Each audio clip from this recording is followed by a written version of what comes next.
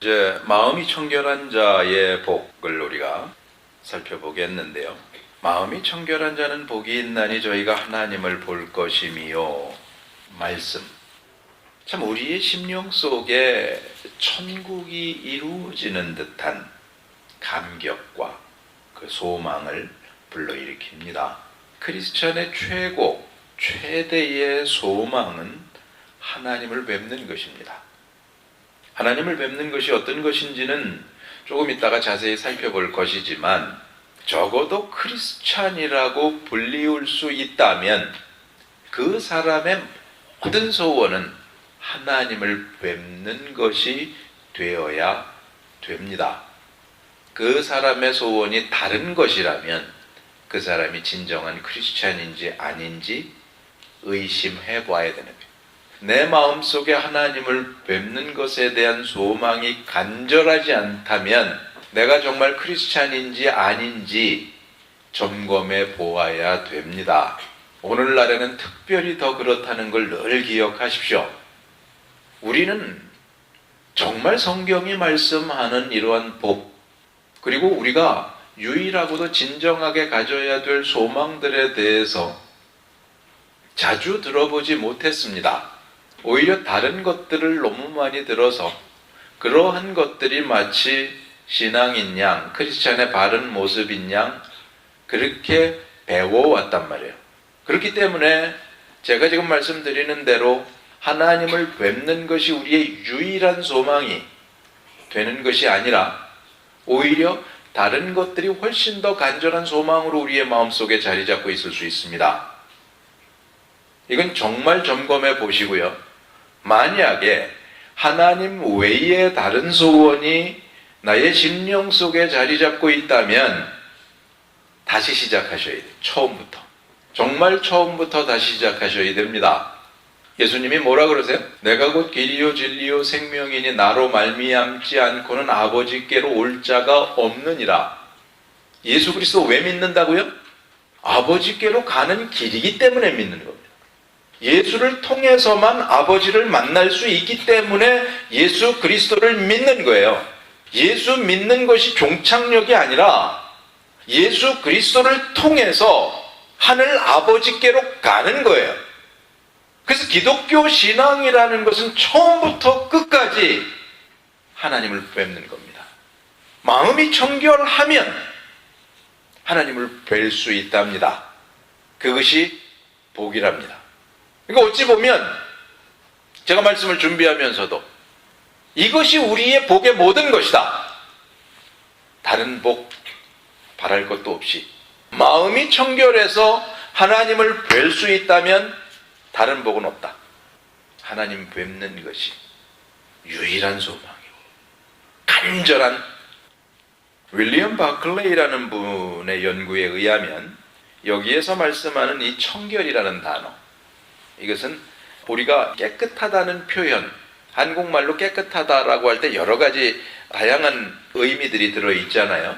그것들을 다 포괄하는 그러한 의미를 가지고 있답니다. 물이 깨끗하다라고 할 때 사용됐고요.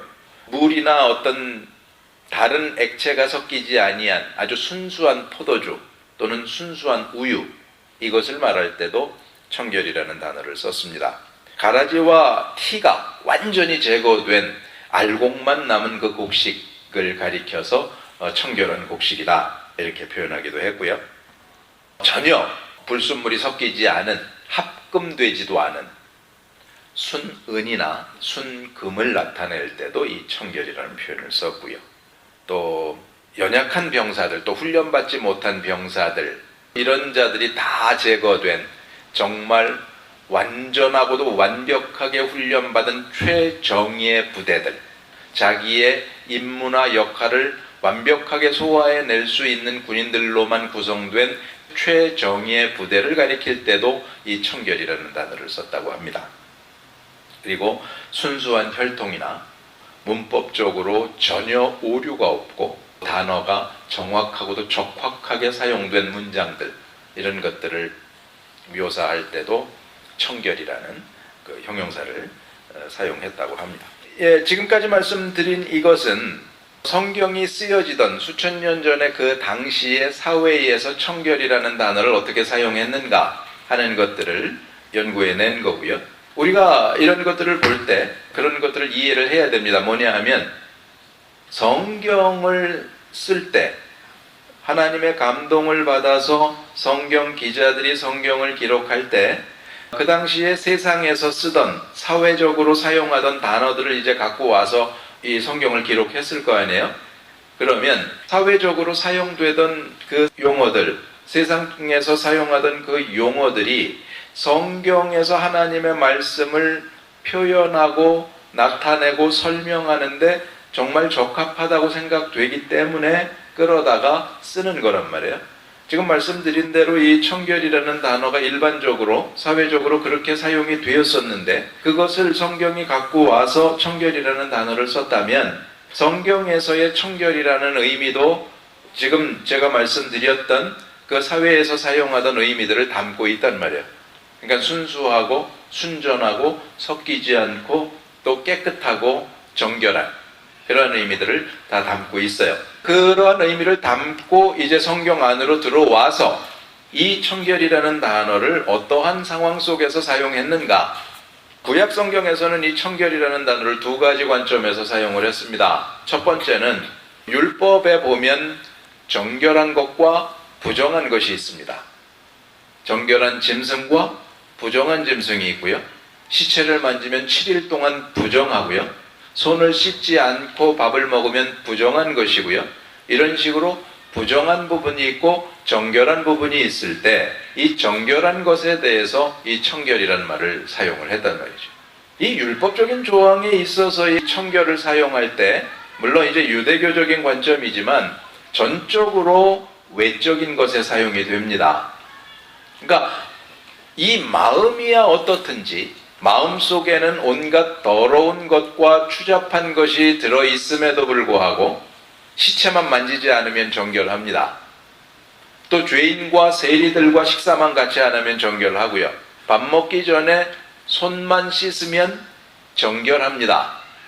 율법에서 부정하다고 말씀한 동물들 그것만 안 먹으면 정결합니다. 마음은 관계없어요. 속에 무슨 마음을 품고 있든지 상관없이 그런 종교적인 의식, 정결례를 제대로 행했으면 그것은 청결하다고 표현이 됐었습니다.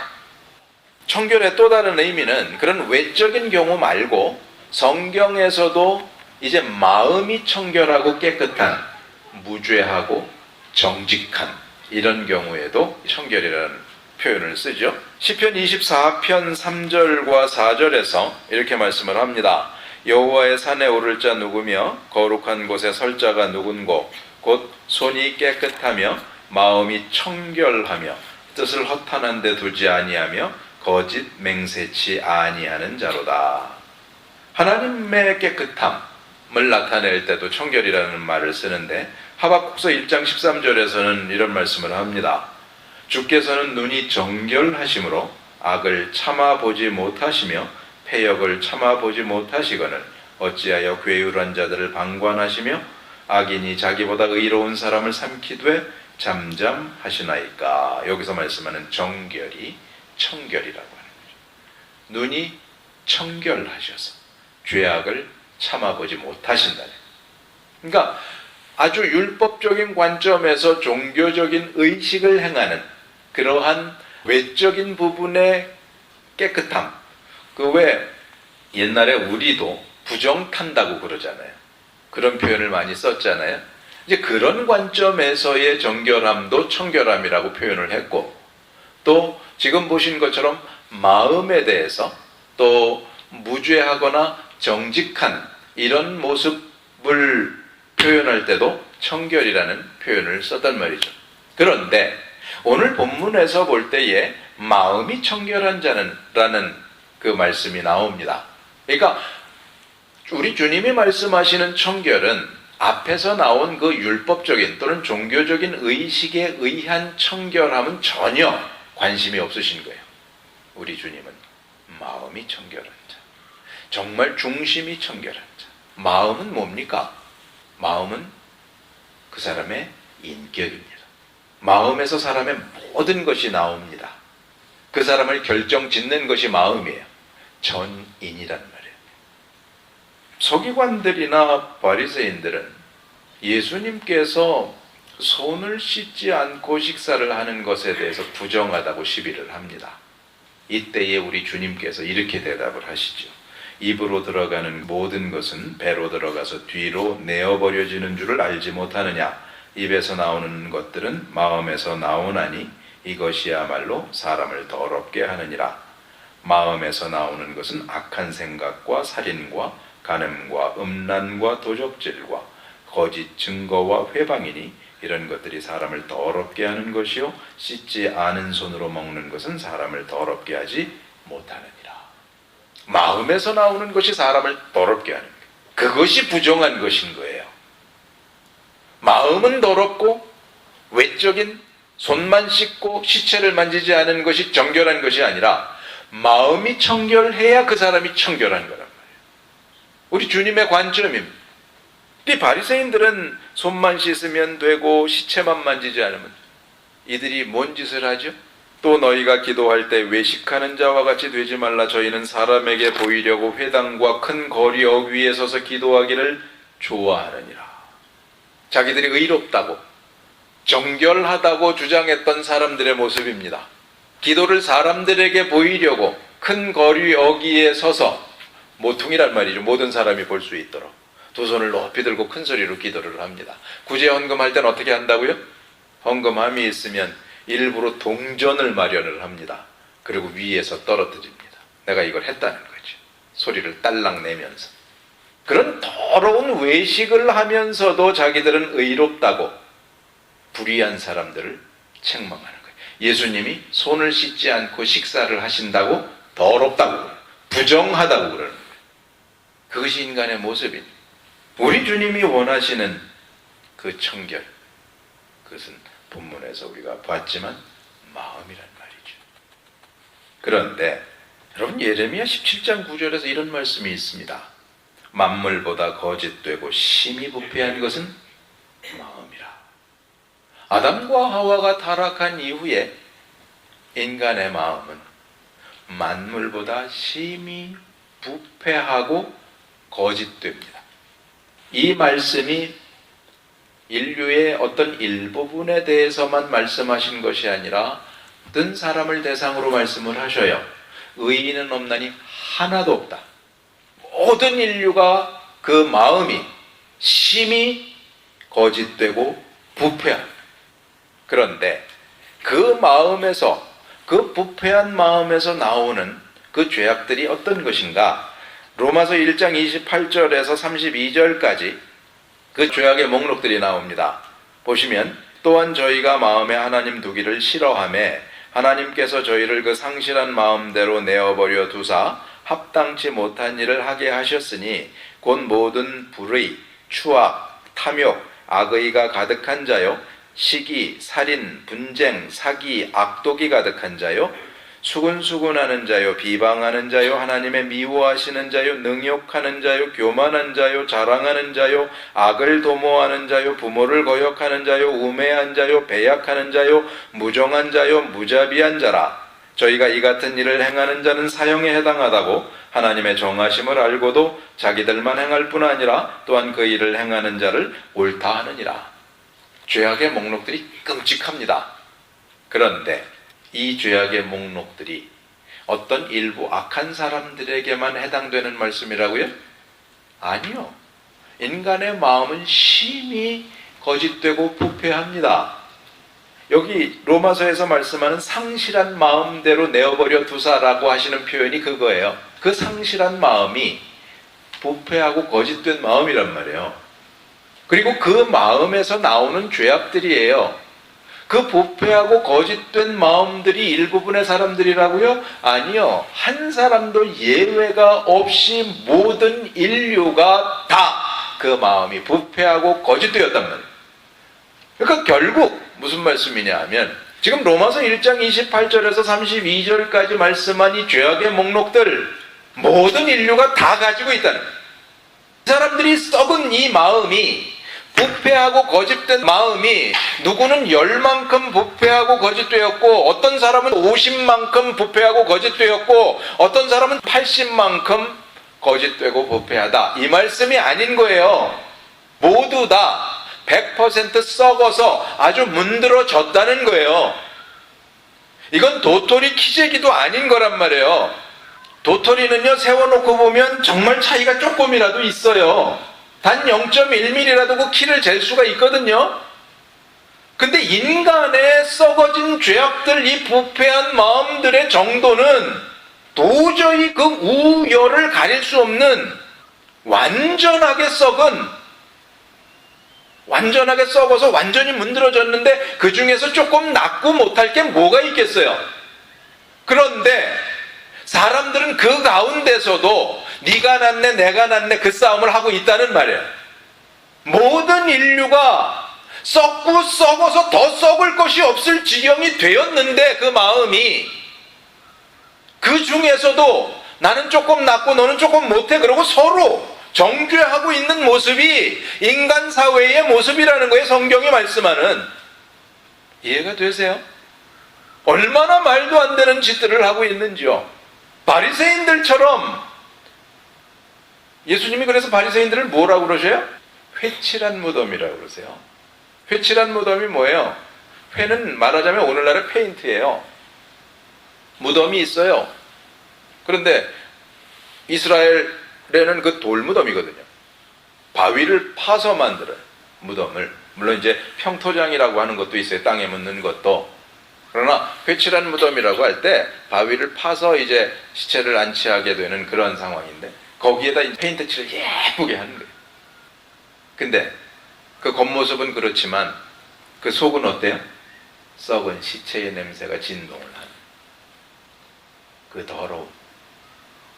예수님이 이 바리새인들, 외식하는 바리새인과 서기관들에게 이 회칠한 무덤들아, 이런 욕은 없습니다. 사실 바리새인들이 자신들을 의로 포장을 하는 거예요. 자신들은 거룩하다는 거예요. 나는 율법에 부정하다고 하는 걸 건드리지도 않았다는 거예요. 먹지도 않았다는 거예요. 그래서 깨끗하다는 거예요. 그래서 예수님 뭐라 그러세요? 회칠한 무덤. 여러분 포장하지 마세요. 포장하고 회칠하기 시작하면 정말 자기가 그런 줄 알아요. 우리는 심령이 가난한 자, 애통한 자의 복에 대해서 배웠습니다.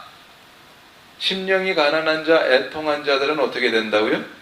자신 속에 있는 절대적인 무능함, 그리고 절대적인 악함을 보는 사람들입니다. 그래서 자신에 대해서 누가 비방하고 비난을 해도 그것에 대해서 반론을 못하는 거예요. 왜요? 맞는 얘기를 하는 거니까. 오히려 상대방은 내 진짜 더러운 부분을 모른다니까요. 내 악은 이만큼인데 상대방이 보는 악은 요만큼이에요. 요걸 보고 욕을 하는 거예요. 근데 자신을 보니까 자신의 악은 이만해요. 근데 요만큼만 욕해주니까 고맙지요. 오히려 자신을 보는 사람들은 그래요. 그래서 자신에 대한 공격에 대해서는 대응하지 않습니다. 수긍을 하는 거예요. 그런데 온유한 사람들, 애통하는 사람도 화를 낸다고요. 왜 화를 낸다고요? 불의가 연약한 자들을 괴롭힐 때, 고아와 과부와 나그네들, 사회적인 약자들을 괴롭힐 때, 하나님의 영광이 회방될 때, 이때 화를 내는 거예요. 내 자존심을 건드렸다고 팍 튀어나가는 게 아니란 말이에요. 심령이 가난해지고요, 애통해서 온유한 성품을 가진 자들의 모습은 자신 속에 있는 지금 말씀드린 썩고 썩어서 더 이상 썩을 것도 없을 정도로 악한 자신의 모습을 발견하고 하나님 앞에 전적으로 무릎 꿇는 거예요. 그리고 자기 방어를 못하는 거예요. 방어할 자신이 없는 거예요. 사실은 자기의 어떤 모습 속에서 방어할 만한 게 하나도 없어요. 욕을 하는 게 다 맞아요. 그거보다 더 악해. 스스로는 인정을 하는 거예요. 여러분, 인간이 이렇게 부패하고 더럽고 추악한데 말씀드린 대로 하나님은 마음이 청결해지라고, 하나님의 형상을 닮아가라고, 거룩해지라고 그렇게 요구를 하세요. 그러면 그게 가능한 일이겠습니까? 절대 불가능합니다. 이거는 정말 죽었다 깨나도 안 되고요. 천지가 왔다 갔다 몇 번을 해도 절대로 될 수 있는 일이 아니에요. 그래서 이 팔복을 말씀드리면서 계속 말씀드리는 게 뭐였습니까? 이건 인간의 힘으로 할 수 있는 일이 절대로 아니에요. 스스로의 힘으로는 이것을 이루어낼 수 있는 능력도 없고 선도 없고, 오히려 발견되는 것은 죄밖에 없는 거예요. 그래서 누굴 찾게 된다고요? 메시아를 찾게 된다고요. 내 힘으로 하는 게 아니라는 거예요. 율법은요, 하나님께서 주신 율법은 아주 분명하게 우리의 거룩을 위해서 주셨습니다. 부정한 짐승, 정한 짐승, 또 손을 씻고 밥을 먹어라, 시체를 만지면 7일 동안 부정하다, 이러한 율법들은요, 그러한 것들을 통해서 뭘 깨달으라고 하는 것이냐 하면, 하나님께서 얼마나 거룩하시고 흠이 없으시고 청결하신 분인가를 깨달아서 우리의 심령 속에서도 그것을 이루어내라고 주신 것이 율법이에요. 그런 훈련들을 통해서, 행위들을 통해서 그것이 마음속에 이루어지기를 원해서 주신 것이 율법이에요. 그런데 인간이 율법을 지킬 수 있습니까? 없습니까? 절대 못 지킵니다. 그래서 율법은요, 우리를 절망시켜요. 인간으로 하여금 하나님의 거룩의 요구는 인간의 힘으로 할 수 있는 일이 아니다 하는 것을 아주 분명하게 깨달아서 하나님 앞에 항복을 하는 거예요. 그리고 어떻게 해요? 메시아를 기다리게 하는 거예요. 메시아가 누구예요? 율법의 마침이 되시는 분이에요. 그분이 우리에게 의가 되시기 위해서 율법의 마침이 되신다고 그러잖아요. 주님께서 율법을 다 지키셔서 그 율법을 지키신 의와 거룩을 나한테 주시는, 메시아가 오신 이유는 그거예요, 여러분. 메시아가 오시면 무슨 그가 채찍에 맞음으로 우리가 나음을 입었다, 병이 고쳐졌다, 이런 얘기를 하자는 게 아니고, 다시스의 금이나 이런 것들이 시온으로 몰려들어서 부를 누리고, 여러분, 이런 얘기를 하자는 게 아니라니까요. 하나님을 소유하는 것이 인류 최대의 행복입니다. 그건 많이 복이에요. 그런데 마음이 청결해야 하나님을 뵙는 데잖아요. 그런데 마음이 청결해질 수 있는 방법이 없는 거예요. 인간의 마음은 너무너무 더러운 거예요. 율법을 지켜서 어떻게 해보려고 하는데 도저히 율법도 지킬 수가 없어요. 절대로.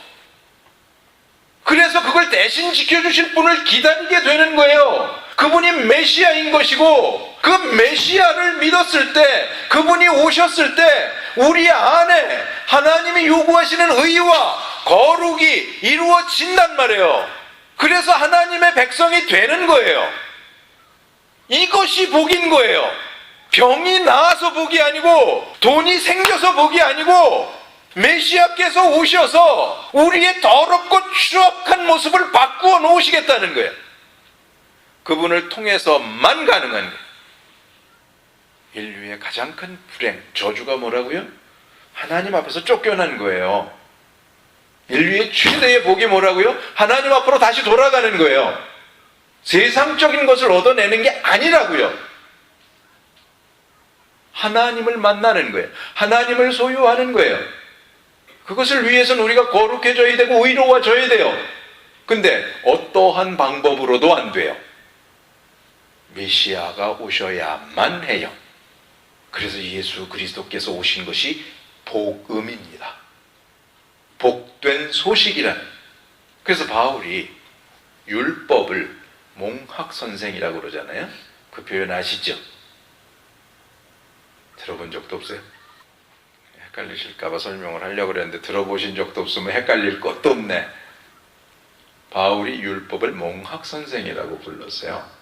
가정교사라는 의미인데, 사실은 그게 뭐냐면 율법이 예수 그리스도를 기다리게 만드는 그런 선생으로 작용을 하는 거예요.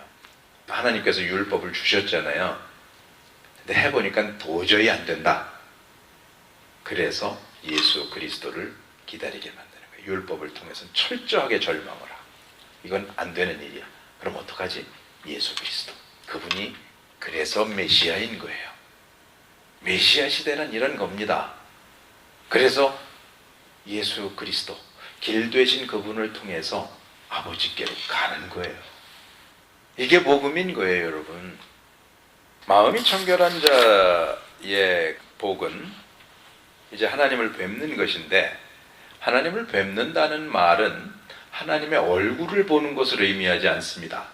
하나님의 얼굴을 보는 자들은 죽습니다. 모세조차도 하나님의 등밖에 못 봤어요. 이 하나님을 뵙는다는 말의 의미는 우리가 점점 하나님을 알아가게 된다는, 결국에 가서는 완전하게 안다는 그런 의미를 내포하고 있습니다. 이게 무슨 말이냐 하면, 여러분 아까 보셨다시피 인간의 마음은 완전히 썩었고 완전히 부패했습니다. 그리고 거짓으로 가득 차 있어요. 그런 상태에서는 하나님을 알 방법이 없습니다. 도저히 몰라요.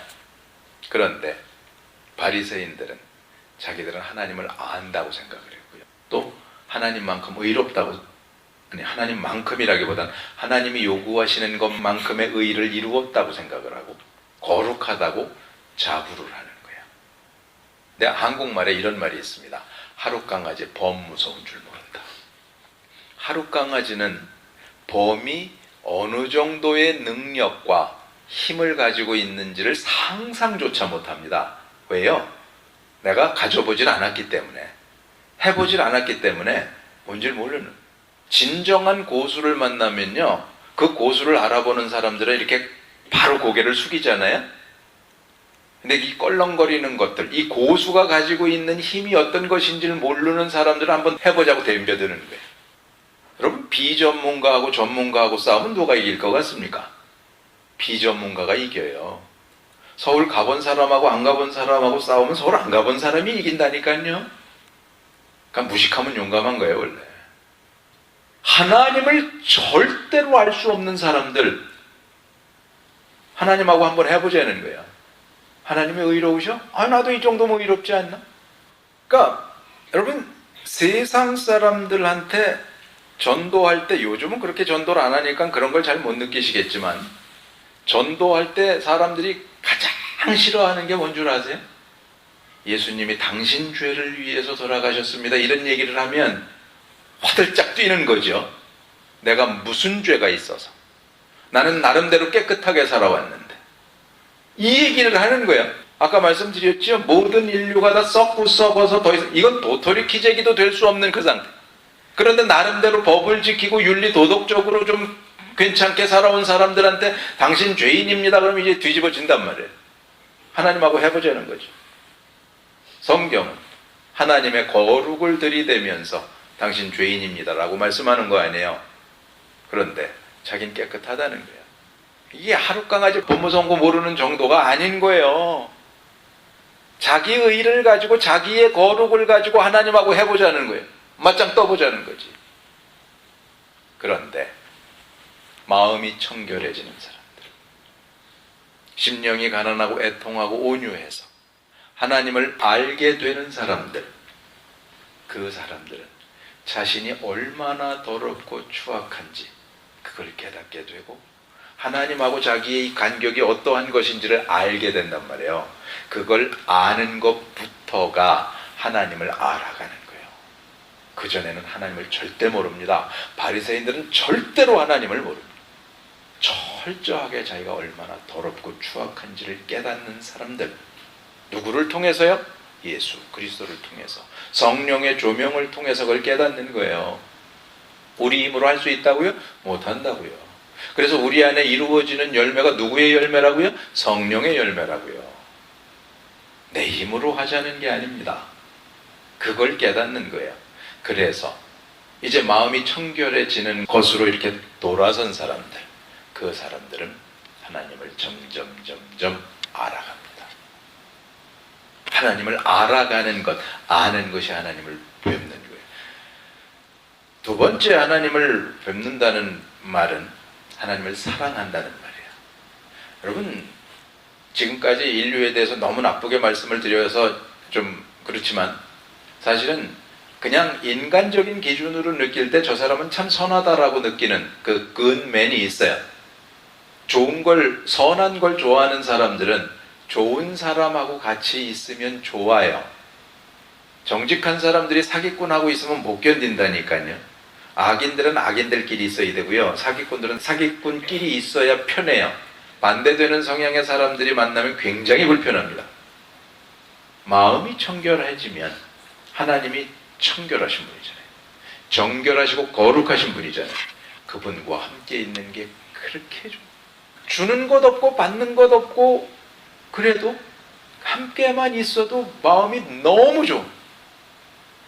그래서 시편 기자는 이런 말씀을 합니다. 나는 의로운 중에 주의 얼굴을 보리니 깰 때에 주의 형상으로 만족하리이다. 시편 기자의 모든 소원은 주님 뵙는 거예요.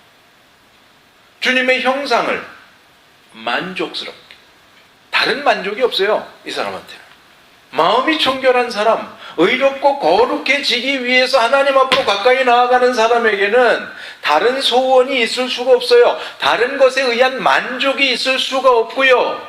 하나님 그분의 선하심과 의로우심과 정결하심과 신실하심과 미쁘심, 이런 것들이 너무 좋은 거예요.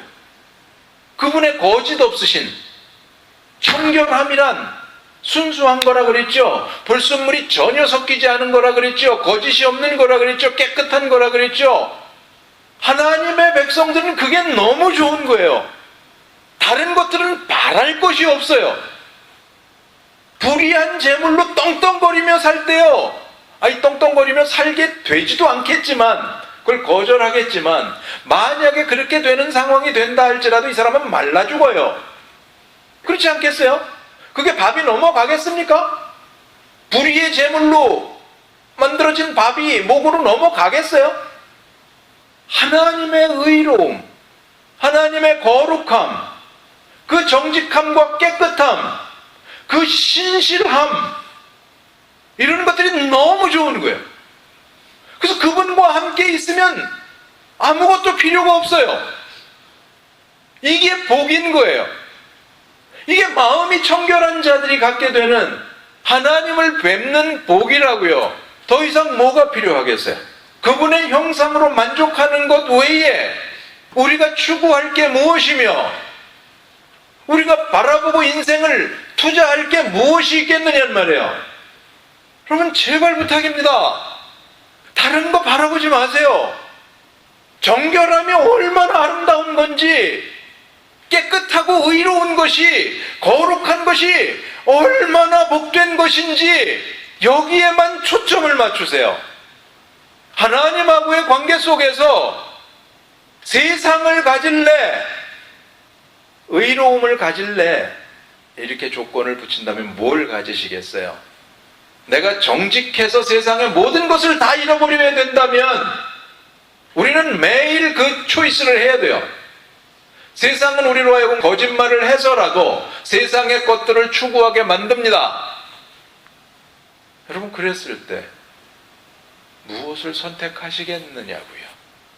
세상의 모든 것을 다 잃어도 하나님의 정직함, 내 안에 정직한 영을 새롭게 하옵소서. 그것이 우리의 소원인 거예요. 소원이 되어야 되는 거예요. 그것이 하나님의 백성의 모습입니다. 그러면 창조주 그분이 내 아버지신데 굶기시겠느냐고요. 그리고 굶기시겠으면 굶으면 되지 뭘. 아버지가 굶기는 데야 그거 다 다이어트에 좋으니까 굶기시는 거 아니겠어요? 굶어 죽으라고 아주 이 나쁜 놈아 이러고선 굶기시겠어요 우리 아버지께서? 건강에 좋으니까 다이어트 하라고 굶기시는 거예요. 그러니까 아버지 주시는 모든 것이 은혜요, 복이요, 감사거리예요. 그건 그냥 맡겨두세요. 그분이 알아서 하셔요. 먹는 거, 입는 거, 마시는 거 누가 염려할 거라고요? 이방인들은 그 염려를 해야 돼. 우리는요, 천부께서 알아서 하신대잖아요. 그러니까 그분께 맡겨두시란 말이에요. 그리고 우리가 추구해야 될 건 뭐라고요? 하나님의 의와 그의 나라라고요. 마음이 청결하기를 소원하는 거예요. 이 더럽고 부패한, 도저히 이것 가지고는 하나님을 뵐 수 없으니까 마음이 청결한 것이 내 유일한 소망인 거예요. 그래야만 하나님과 동행하니까. 이것만 복이에요. 다시 말씀드리지만 다른 것들을 복이라고 말씀하지 마세요. 세상 것을 얻은 것에 대해서 복이라고 말씀하지 마세요. 이것만 복이에요.